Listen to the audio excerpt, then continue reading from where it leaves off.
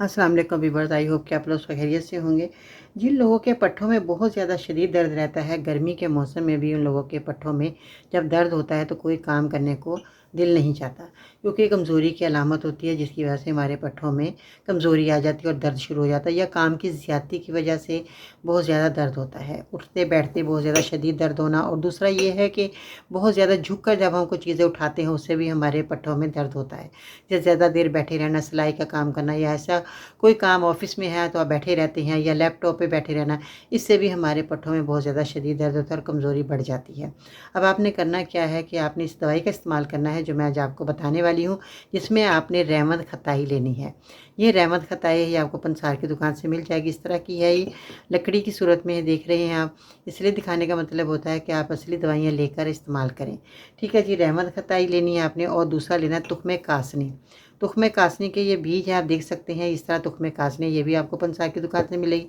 अब आपने तीसरी जो चीज़ लेनी है वो है मक्को दाना। मक्को दाना भी आपको पंसार की दुकान से मिलेगा जी। ठीक है, अब आपने इस रेमेडी को किस तरह बनाना है और कितनी क्वांटिटी में इसको लेना है।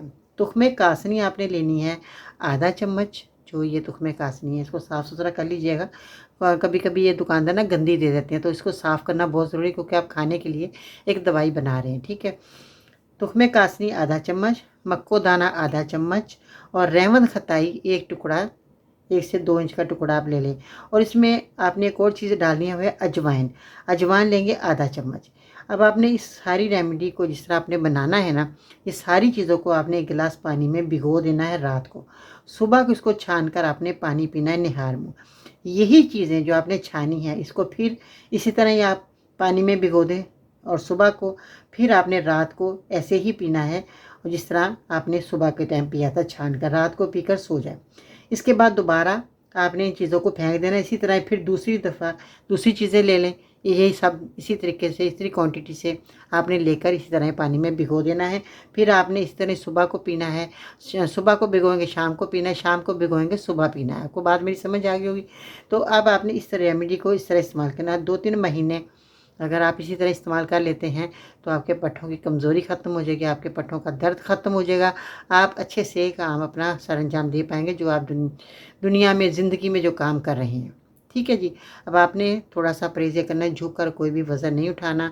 अपनी जो भी ज़िम्मेदारी है तुम्हारी उसको थोड़ा सा कम करके अपने पट्ठों के दर्द को ख़त्म करने के लिए आपने इस रेमेडी को इस्तेमाल करना, और परहेज़ लाजमी है।